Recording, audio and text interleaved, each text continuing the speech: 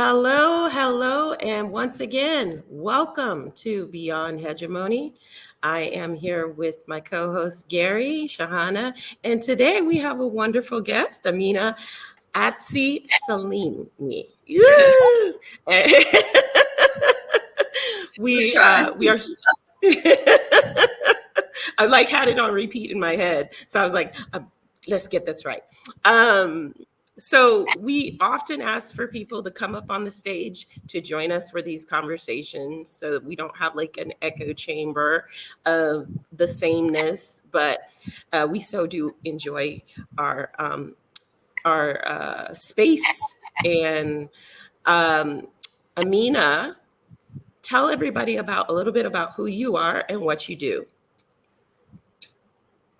I am, one word would be liberation. I'm passionate about liberation. And what does that mean? It means seeing through the veils of ignorance or bias, unconscious biases, delusions that we've internalized that cloud our judgment and mean we're not living quite as freely or as authentically as we can individually and collectively. And I started off as a medical doctor. I quickly discovered I wanted to work on the big picture, the policy stuff, because I felt that's where the real change could happen, where people's health or population health could be improved. And I followed that track for about 20 years or something. And I thought that was the rest of my life. But in 2016 and a bit earlier, I realized something was changing. And I went through a journey of inquiry into what was really my path going forward, and found myself in transformational coaching, working with professionals, leaders who were asking themselves the same questions that I was asking myself 2 years prior, and helping them think through what they really want and how they want to put their gifts and talents out in the world. So those are the sorts of people I support these days, usually midlife, mid-career, and wanting to really live authentically with their vision and their values. And that could mean leaving their career, but it could mean doing their career differently or rearranging the way they live so that it's aligned with their values. And yeah. Wonderful. And we need more people to do that because I love how you use the word veil, because that's what we're trying to do, is lift the veil. We used to be called Hegemony Revealed, and then we decided we were going to, what does living beyond hegemony means, or hegemony? And so, but definitely in the same vein of purpose. And so we appreciate you being here. And before we came on, we had our little pre session, pump up session, and you mentioned something called, fugitive spaces. Fugitive spaces, yeah. And Kamala and Resma. And so I think Garry and Sahana, we're kind of a fugitive space, right? And maybe you want to explain to our audience, what do you mean, or what does fugitive spaces mean? Yeah, and I think we talked also about islands of sanity as another way to look at it. In a world some people are described as VUCA, volatile, uncertain, complex, ambiguous, and now as bunny, brittle, anxiety-inducing, non-linear, and incomprehensible. And with the technological changes and the information space we're in that's overwhelming, we're exposed to so much information stimulation, and existential threats like climate change, ecological collapse, and so on, escalating conflict. It's easy to feel crazy, to feel like we're losing our minds, and compounded with the fact that if you call out some of these phenomena, people look at you like, what do you mean? Why are you so stressed? Just go on holiday. Yes. Right. The cognitive dissonance and fear factor, I always call it, just because She said that out loud. Uh-oh, Houston, we have a problem.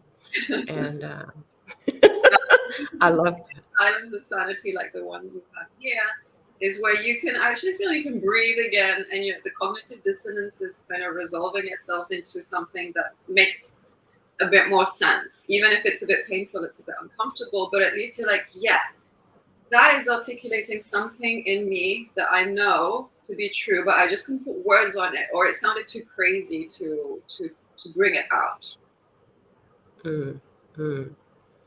Yeah. Sahana, Garry, you want to jump in here? And what are you thinking? What are you feeling?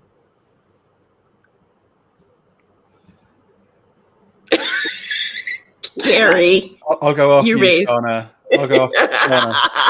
I've got something, but I'd love to hear from Sahana first. I think I'm just blown away because, Amina, you've just used my favorite phrases, island of sanity and fugitive space. So, yeah, and I've been writing about islands of sanity. I picked up that phrase from Margaret Wheatley's work about islands of sanity, about how communities and organizations in these crazy making times can become these little islands of sanity where dissonance can become resonance. We don't have to talk about, like you said, we can say the words out loud, which are counter hegemonic, which are challenging to the status quo without raising eyebrows, and thus, I would say, call out what is desperately trying to remain hidden, but is obviously no longer hidden. It is revealed. The veils of illusion have been ripped off long time ago, and these are also apocalyptic times, right? And apocalypse in the Greek root actually means times of revelation. So these are times of Yes. revelation, and so in these fugitive spaces, in these corners where dialogues like ours happen, they are porous, boundaryless. I would say places of possibilities, because as fugitives, we don't have to care about the status quo. We don't. So we are literally living in the cracks. And because we are living in the cracks, I believe that fugitives have the best uh, possibilities of unveiling and ripping off the illusions that the status quo is so hard trying to maintain in desperate, uh, ineffective ways. And yeah, so I love what you said. Yeah. Oh, Garry. honestly, I'm just like marinating in just incredible soup of just like possibility. It's wonderful. Do you know something? It's not a word that I've often heard, particularly never in a corporate space, but even in my general life as I lead it, the word fugitive. Because immediately the word fugitive carries with it a hegemonic, just get away, don't go near them. They must be wrong. There's something wrong with them, surely. They've done something wrong. Right, that's the narrative I've been brought up with through education, Western education. A fugitive is clearly in the wrong, inverted commas. Now, but interestingly, as a noun, as a description, a fugitive is a person who has escaped from captivity or is in hiding. We are escaping hegemony, literally, metaphorically, and figuratively.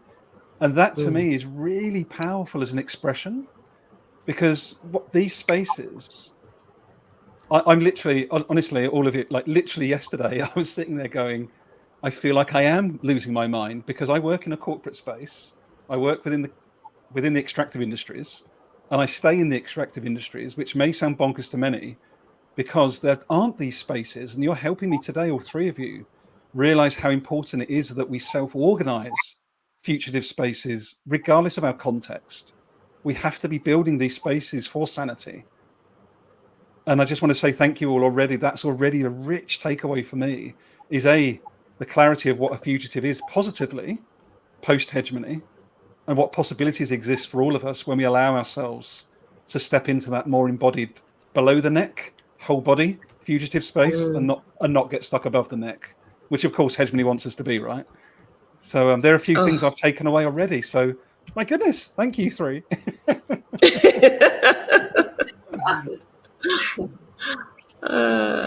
Yes.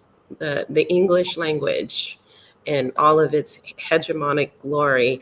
You know, I always often tell people, because I always say cultivate a polymathic mind. So that's going to mean use all of the possibilities, mind, body, and spirit.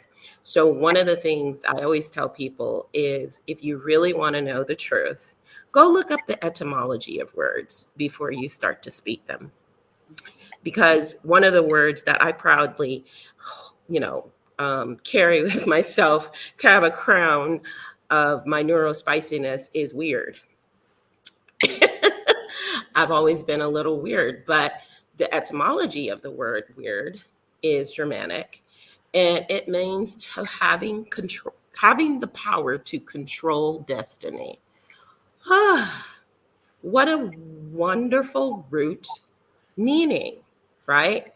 But hegemony has made that word, along with the word fugitive, mean something completely different. And so if you cultivate a polymathic mind and you look up these things and you learn other languages and you try to understand yourself on a deeper level, you'll go, oh, well, that doesn't mean that at all. And then you get to have meaning for your life. You get to create meaning for your life. And Amina, I wanted to ask you, because you said you started out as a medical doctor, right? What area, what area did you work in, like, of the body? So in the second year at medical school, I realized I was fascinated with epidemiology and population health. That Oh, very using interesting. numbers, you could tell something about a whole country and put in place a policy that then saved children and women's lives. So I thought, that's it, I'm doing public health. But I did clinical practice for 3.5, 4 years. So I worked in hospitals and various specialties. I worked in the UK, I worked in Switzerland. And I also worked in South Sudan with Médecins Sans Frontières for a few months, because it was important to me to do that before I went onto the national program for training public health doctors. And then, yeah, I focused on policy and specialized in health inequalities and looked at obesity in women in non-middle income countries and the role of wealth and education and economic development. And then I worked at the intersection of climate change and health and UN policy, which was my dream. Before then, doing a 180. So, what made you have your aha moment and say, okay, something's not right here? Because I've seen other doctors completely do 360s with their life and career when they realize that maybe, Houston, there's a problem. They're not telling us everything. Yeah. And I'm not really helping people. I'm band-aiding people. I'm just curious about your journey. And yeah, I mean, I think it was a combination of things, and having done some research, you know, it's a lot of people go through some kind of questioning period from the mid-30s to the mid-50s. So I don't know that, you know, there's anything special about me in that sense. But it could be to do with the system and being thinking critically and thinking, I don't know, I feel like I could do something else or something more. This seems a little maybe, you know, it's limiting me in some way. Yes, it's prestigious, and yes, doing interesting things, traveling, writing interesting reports and talking about important things. But for some reason it stopped feeling fulfilling. And I think it's more how it was done than what it was. So the idea of being an organization, of having to sort of keep climbing a career ladder, of having to feeling that you're ticking boxes, and really, I don't know, the ticking boxes to reward ratio started to feel too low or too high. And there was just a genuine curiosity of like, what happens? You know, people saying, oh, but how are you going to pay your mortgage? And what about all your this career, your education, your qualification? Going to throw all the weight and throw in your career? There's a little rebel in me. It's like, for what, you know? Mm-hmm. Mm-hmm. There must be life, you know, even without these, you know, conventional sort of markers of success and safety. And yeah, I mean, I'm not saying it's for everybody or it's the right thing to do, but it's something that I felt I really needed to do. Mm. Discover what it's like beyond this track that I've been in. Mm-hmm. Sometimes I do miss it. Sometimes I think, oh, was that the right decision? But I made that decision for very good reasons. And that's the decision I made. So you're Well, we're glad you're here because you know what? To have somebody who can come from different backgrounds, as we all do, and have this very particular experience, it's so vital to get that, you know, underneath reason why, you know, because so many of us are just checking boxes, and now we realize the box checking doesn't mean anything, and I wonder why. You know, you guys want to. All right, this is not the Amina and Trina, even though that rhymes and it's cute. Show. Come on, guys. are you gonna advocate for box ticking just to make it spicy?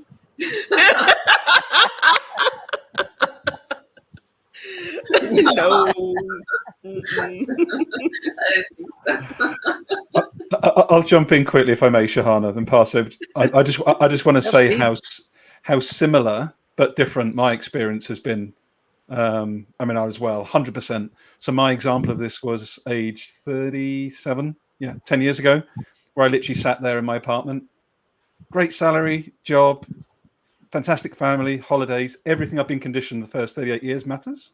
And I just sat there, my whole body experience going, and it came from nowhere, right? Life was good. Like I had nothing to complain about, but I was just like, why do I feel so hollow and empty when I've got everything I've been told matters? And that just got me super curious, and I went down a whole range of different Yeah. paths. But I just wanted to honor and just share again for the viewer and listener, like again, regardless of the color of our skin, regardless where we come from on the planet, this does feel like a very real, transcendent experience that we can all have if we allow ourselves to have it. Yeah. Mm, mm. Absolutely. Absolutely. Yeah. Yeah. Mm. And it's supported by Yeah. the statistics that even just conventional research shows that a lot of Yeah. people experience this dip in life satisfaction and go through a Yeah. career crisis. Sorry, Shannon. Yeah. Mm. And it's Well, so very sorry, mhm. Trina, go ahead. No, go You were ahead. saying. Go ahead. I was just I want saying to that hear. similar to Gary's. I was in the corporate world, right, for two decades, and then close to a decade ago, similar. I mean, there's nothing. I had this quote unquote fabulous job in one of the largest multinationals, data consultancy, and wonderful people, wonderful everything. But I could Mm. make no sense of why I felt like I was the split personality doing something inside and someone else outside of, when I stepped out. And I was so not in integrity that I felt that when I was doing my work, and it was work I loved. I've been in that space for like organization development, learning design, community building inside the organization forever. And yet I felt like I don't know what I'm doing. Is this what I've always wanted to do? And then finally it reached a point where it was almost it was like an embodied somatic experience.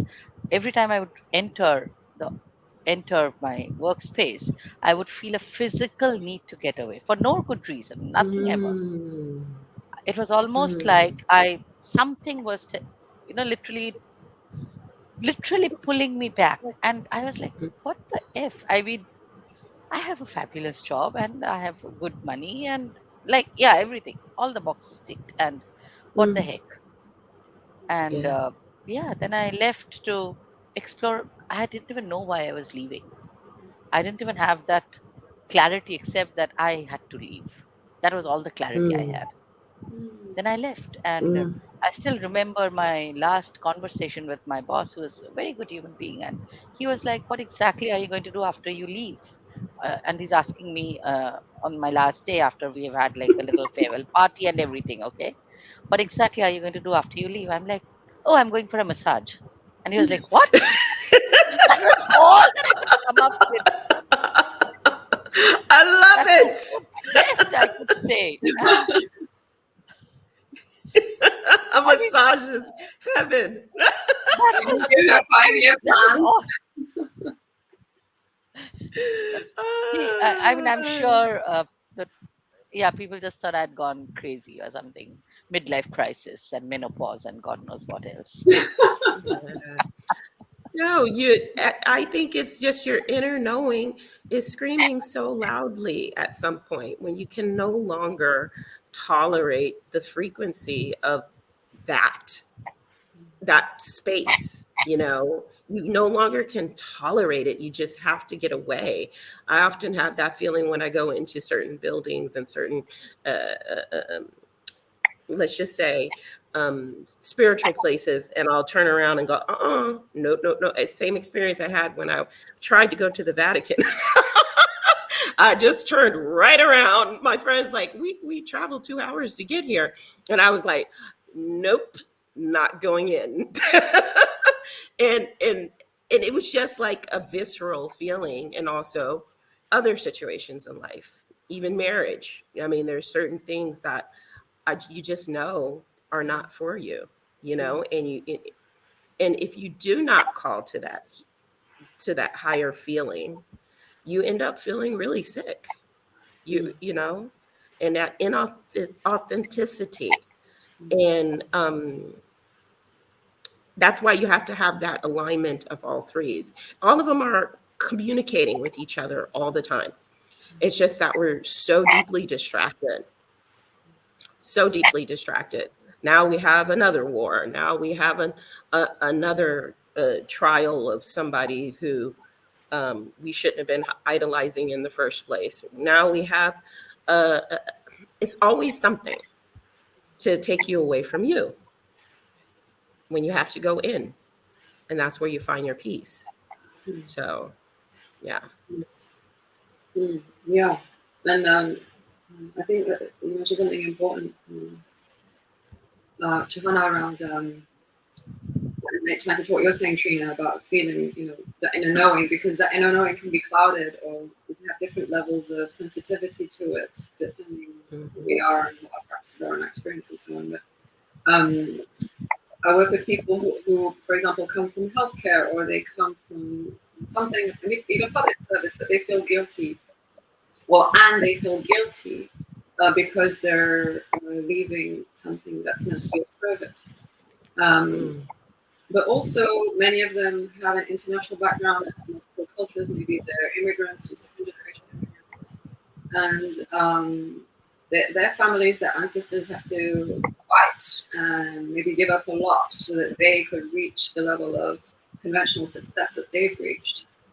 And I think it's even harder in some ways, because there's that weight of sort of a survivor's guilt or something.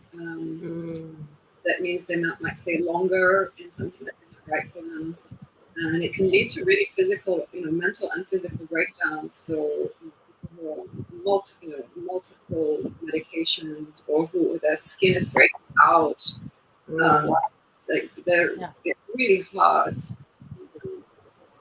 Yeah, it's What can we can do what we can do. So yeah, I just wanted to touch on that idea that the inner knowing is important, and supporting people in these fugitive spaces to connect with that. Absolutely. Yeah, yeah, and I think the hegemony kind of um, the whole purpose, if you see the constructs of how the hegemony works, it is intentionally devised to keep us fragmented from ourselves and from everyone else and from nature, from everything. So those that Mhm. fragmentation and this atomization of uber individualism, that which is such a myth, that what has happened is what you're saying, Amina, is it has created these the people who are traumatized yet feel guilty because they are traumatized, without realizing that the entire setup, it's a setup, is designed to create trauma and is designed to create guilt, because guilt holds you tight, shackled to the setup. If you're guilty, you're not going to quit that setup if you feel guilty. So you're going to stay, hanging on. And so this whole thing about being forced to do the work that we don't really are not made, we are not made to do. It's someone else's work, probably, but not mine, not yours. Mm-hmm.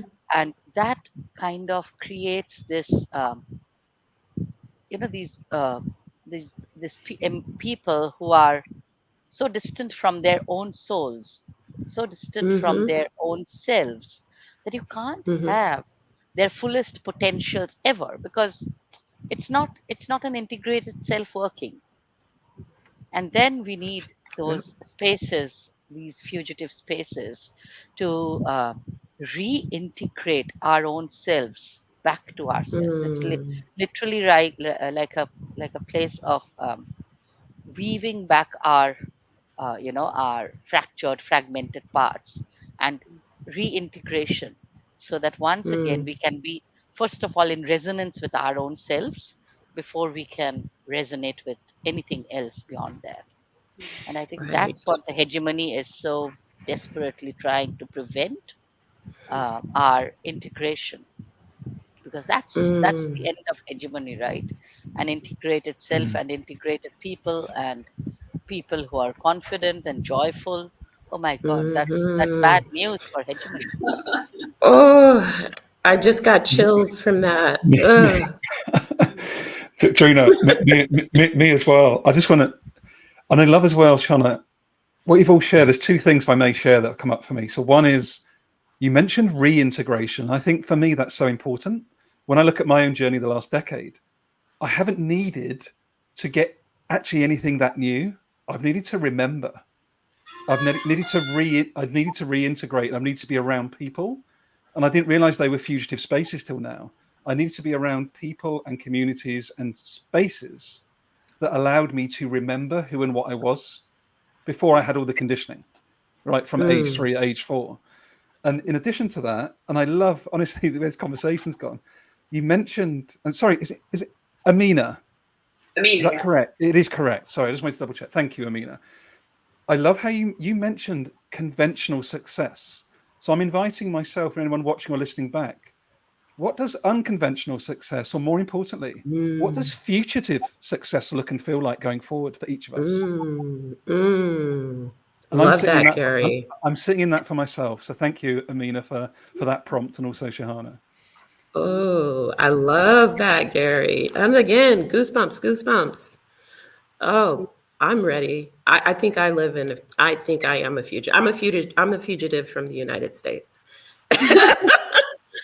Yeah, I truly am. I truly am. Um,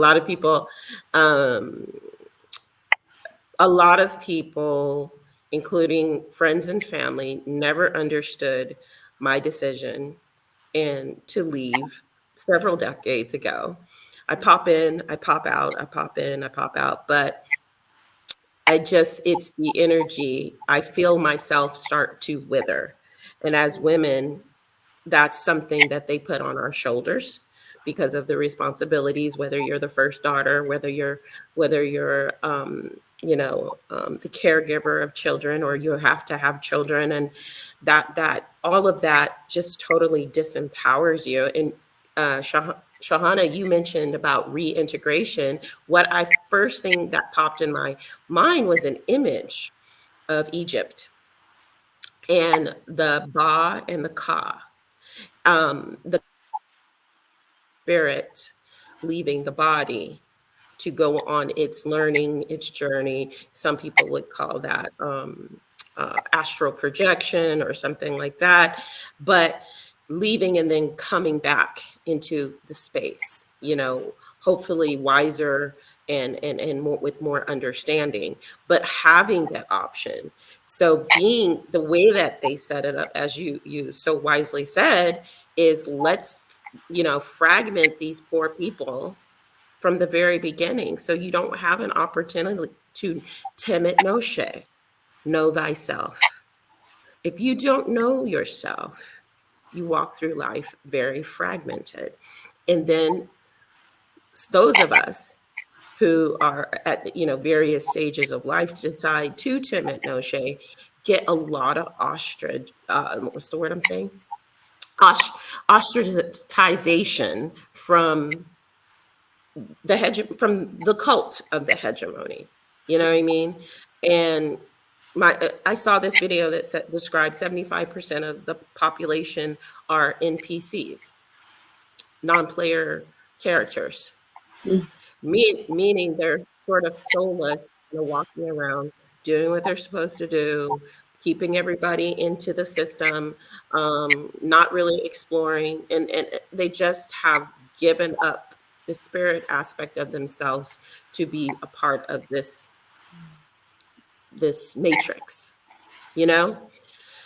And so that's why I always invite all of my clients as a mind, spirit, and cognitive behavioral therapy and EQ life coach to go in first. Go in to know what your body is feeling. What does it feel like at this moment? When, and to have a lot more compassion and look at hegemony, which causes a lot of our oppression. And our depression comes from the oppression. You know, it's like we've been immediately segued into this resilience. I hate that word. I hate it. I hate that whole line of thinking in psychology, resiliency. That's just giving hegemony an excuse. All right. Yeah, And taking like, away their responsibility. Yes, Mina. what is resilience for what? Um, decontextualized resilience means what? I just have to tolerate being in a concentration camp. Be resilient. Right. Yeah. Like, yeah. And yeah, like you, I follow the principles of presence, power, and possibility. Taking someone on the path. So presence, remembering who you are. Power, exercising choice by seeing through the veil of illusion, limiting beliefs, optimized narratives, and possibility, co-creating what seems impossible, because the vision we hold inside us, it might seem unfeasible, but it's living into it that gives us the true fulfillment in our experience. And coming back to the reintegration or the integration, it occurred to me that looking at colonization and a little bit of history of my own country, divide to conquer, divide to rule is a very old approach that the Romans used, that was used in the various waves of colonization to colonize the Americas and so on. But it's not just that dividing peoples, it's also dividing us inside. That insight occurred to me as I was hearing. So we fight ourselves. We fight ourselves internally, and the way out is unification and wholeness, or reunification within ourselves and with others in fugitive spaces and islands of sanity. And that gives me a bit of hope and optimism. Yeah. And maybe just finishing. There's a delay. Oh, there you go. Okay. Evil, or what Hannah Arendt, who's a historian, I think, and a philosopher, that it's not just the psychopaths and the narcissists and the authoritarian dictators who are malignant who are the problem. Maybe they're good at getting to the top, but it's everyone else of us who complies or ignores, who's complicit through inaction or through not being willing to and explore and understand and question. Yeah. And this reinforces that. Yeah. Nonchalance. Yeah. And complicity becomes it's not only about safety, because it feels safe to be part of the crowd, doing everything that whatever else everyone is doing. And complicity benefits the hegemony because they've created a system that makes it difficult for you to challenge the status quo in various ways, whether it is through oppression, suppression, deliberately delegitimizing voices, rendering voices invisible. So it just feels less trouble to be complicit. But what happens is when we find other people willing to be not complicit, and then we can create these, like you said, these little fugitive spaces, or whatever we call them, islands of sanity, and literally challenge collectively. Because as individuals, I believe the that lone hero's journey days are over. It is now communities, communities of Absolutely. people who are challenging the status quo, who have the the voices that arise out of this community is far stronger because they're interwoven voices beyond complicity. So they are voices of people like us who are definitely square pegs in round holes. And we don't mind being Mhm. square pegs in round holes as long as we Mhm. know that this whole hegemonic show is a theater of the absurd. And until and unless we can challenge and rip apart the theater of the absurdity is now blowing so much out of proportion that whatever we are being called to accept as normal can only be deemed normal in an extremely psychopathic world, like bombing Yes. children to smithereens and bombing Yes. countries into oblivion, and technology used as autonomous drones to kill people.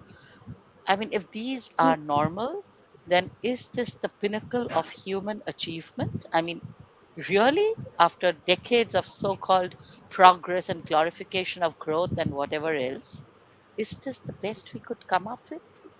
I mean, how poverty stricken are our imaginations that we think this is normal? And because we Um, don't, people like us don't, the hegemony will hate us. And isn't that is a crowning glory to be hated by hegemony? I love it. I'm often, what I find interesting is that on this platform and also a few other platforms that I do lives on, I'm always bullied. I'm like, dude, I make videos about spirituality, food, and being a better person. So that is opposing to hegemonic desire. They need you broken. So don't you dare go heal. Don't you dare focus on yourself. So yeah, it's astounding. I don't stop and I won't stop because I found my purpose in this decades ago. And I started with my own family. So it's kind of like talk to the hand. This is who I am.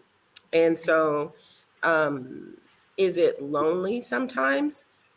Only when I'm in a routine and I'm not appreciating the other things around me. You know what I mean? Where it's like you get into a seeking mode. And because there's always a million and one things that you can do to keep yourself out of boredom or Mm, loneliness. mm, mm. Yeah. Have we got another 3.5 hours, everyone? I think we need. I think it'd be great. I think it'd be amazing. Do you know what's really fascinating though? And this is why I genuinely love every one of you and everyone that's joining us on this journey. I've not fully clocked. I felt it in the past, but I've not fully clocked how hegemonic Joseph Campbell's hero's journey was until this conversation. I knew something. It Oh, didn't feel right because I knew it is individualistic, but I thought the narrative and how it's positioned is quite Yeah, uplifting. It's yeah. progressive. It's about trying to find your truth.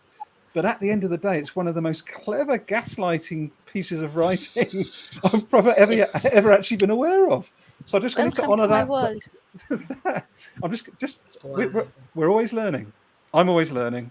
just wanted to put that out live in this moment. That like, wow, I hadn't quite realised how hegemonic that particular narrative was. If you We've got a see, it lot of begins those. with it. Yeah, it begins with you hearing that voice, stepping out, learning, going through whatever, then going back with your learning into that space Yeah. to share your learning.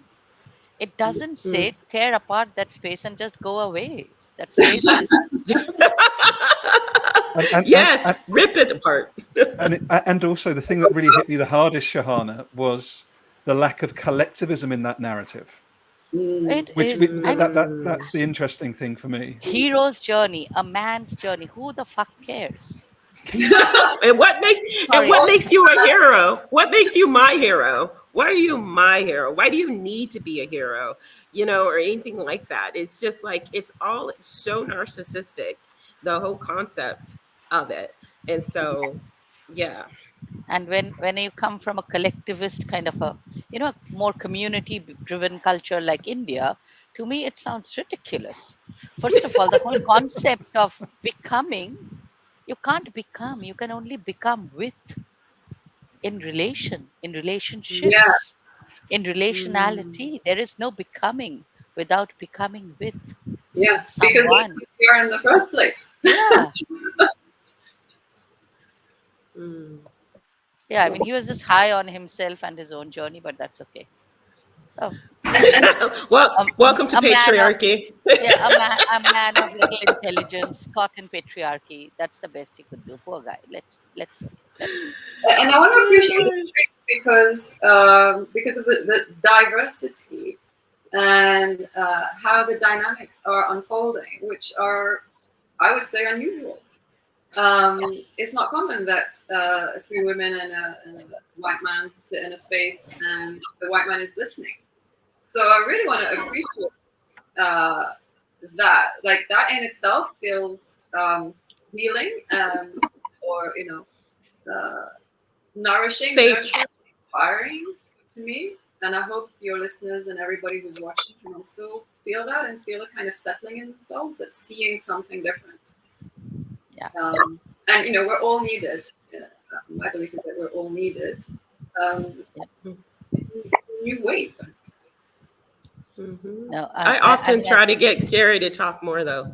Is that part of a pattern? Oh yeah, Gary is an amazing space holder. But I was like, Gary, we're doing a podcast. You can't have long, long pauses. Come on, man, let's go. Oh, okay. So I hope my comment wasn't going against No, no, no, no. I'm just playing with him. I love It's Gary. I love Gary's that's flow. I would love to also because it's a really interesting point you raise, Amina, and thanks for raising it. There's also something that I've continued and have to continue to work on as a white man with a lot of unearned power, which is decentering. So not taking up too much space, Mm. but not being too far away from the space that Mm. I'm absent, which is an Yes. interesting, which is actually it's almost the other way for me now, actually, which is I don't have to worry too much about taking up space. I'm generally and genuinely quite good and natural at that anyway. That's my place. Right. But in an intersectional dialogue, there's a risk that it could be deemed as heavy lifting for Shahana, yourself, and Trina in an intentionally beyond hegemonic state for me not to speak up or to be present could actually go the other way a little bit potentially. So it's an interesting dynamic. Yeah. yeah, It's felt and quite balanced, although I appreciate that. That there could be different dynamics, but yeah, it's just unusual for me, at least in my experience, that it plays out this way. Perhaps I'm not in the right fugitive spaces. I'm just really appreciating that's all. It's a little bit wow. different. And what I really appreciate, and Gary, you just put up with this appreciation, okay? So Stop. because the point is, even so, I mean, he is a white man. I mean, he can't help it, poor man, but he's a white man. But but the point is, even in when I'm in India, right, surrounded by brown men, Indian men, to be very unfortunately, most of them are obnoxious, and they forget holding space, Forget holding space. That's like way beyond their limited intelligence. They can't listen. Not at They all. don't know how to listen. When I say listen, their idea, unfortunately, and I think there is something wrong with the education system that is doing that. The idea of listening is either listening to an authority figure in terms of subservience and obedience, Mm-hmm. okay, or just keeping quiet and switching off. You can go on saying whatever you want to say. I'm not interested. Yeah. Two modes, So quite. two modes, and I feel so much of pity for wasted talent because these are human beings who have become walking zombies, addicted to, I have no idea. Honestly, I have no idea. So either they're listening up, as in for obedience to follow orders, or yeah, listening to their men counterparts, and in that typical whatever male dialogues they have, if you can call it a dialogue, or just switched off, disengaged.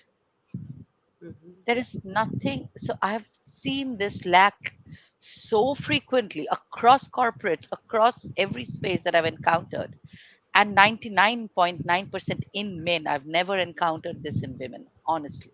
And Yeah. that's not because I'm just supporting women for the heck of supporting it, but I've not encountered this kind of a delusional, I don't know what to call it. It's pathetic. I don't know what Mm-hmm. happens.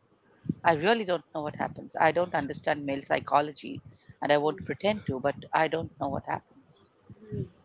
And it's another form of hegemony, I'm sure, that is kind of Absolutely. also gotten Yeah, them. yes, you mentioned it last time. That I have book, to, the I have Mask of to, Masculinity. There it is. I, Yeah. Mm. Gary, were you going to say something? Oh, we can't hear you. No, oh, no, please, I'm please, saying, please go ahead. I'm just saying, I just find this whole thing about the way they perceive themselves so weird. Either they have to be dominating or they have to be subservient. There is no in between. I And I have an wanted idea to, about that, but Amina, sorry, Trina. go ahead, Amina. Go ahead. Um, No, I was just men, saying I have an idea, but let oh, you Amina have go. an idea? Oh, that sounds useful. A solution. But yeah, I just wanted to mention quickly that men are brutalized within the patriarchy. They, we're maybe aware of women being brutalized, but men are also brutalized. Boys are brutalized. They're inducted into violence as a norm and perpetrated on each other or on women. But they are also victims or exposed to violence with terrible consequences. They might become the bully or the perpetrator, or they might also become someone who feels trapped as much as a woman, in my experience. But Garry, you're the man here, so. I want Trina's idea to come out, but I just want to respond because I think it's such an important point. So I was bullied. I was bullied as a kid, age 12, 13, repeatedly by a gang of boys, kicked to the floor, beaten up. And this is really funny. I was born in London, moved to Wales, as far west in Wales as possible, and I was the outsider, despite being a Brit, an English guy, because I went to another country. I was beaten up by a group of boys who were English but lived in Wales. So this is the colonized mind. Like, you're not one of us because you've come over the border. And I was literally had 2 years of oppression, being beaten up, and I held on to that for the next 25 years. I got lovely parents, but my parents didn't have the emotional literacy to say, hey, this is a fugitive space, or this is even a safe space for you just to open up. I didn't have that at home, so I held on to it with all the dysfunction that follows that. So I just want to honor, before I go back to Trina, like anybody that hasn't, I don't share this just for the fun of it, particularly for men, but for anyone. What he talks about are 9 masks that men wear, and the one that you just pointed to very powerfully, Amina, was the aggressive mask. And it's a very well researched, one of the 9 masks is the aggressive mask, which is young boys that don't have any other way to process apart from violence. And you can imagine hegemony going, what better way do we keep hegemony going than having more white men with power and control at the top that don't know how to control themselves? Voila, here we are. There you go. Over to There you, you Trina. go. No, that's beautiful. That's exactly what I was thinking as well, along with what Amina said. You know, being a mother of a son and seeing and him being bullied too for being neurodivergent, and it's pretty clear that patriarchy is a tool of hegemony, but also I think there's other genetic aspects to it. And I know this is always kind of a touchy subject for some people, but um, obviously I've been very passionate about this, being a mother and of a son, and thinking that nurturing your way or nurturing in a particular way will basically negate some of that reality. But it is a you know social, psychological and physiological thing, you know what I mean? And I did write this paper on Brunner syndrome for shits and giggles. And a lot of people had no idea what it was. And so I've been saying the word Brunner, I've been talking about Brunner syndrome, even though it's indicated as something rare. But there's an L variant that is really important. And a lot of the quote unquote mental disorders are linked to this mutation of the L variant of the MAOA gene. And that includes ADHD, that includes bipolar, that includes impulsivity and aggressive behaviors. So, I think it's something that we need to look in a 3-tier level, not just one thing, because I think you miss something.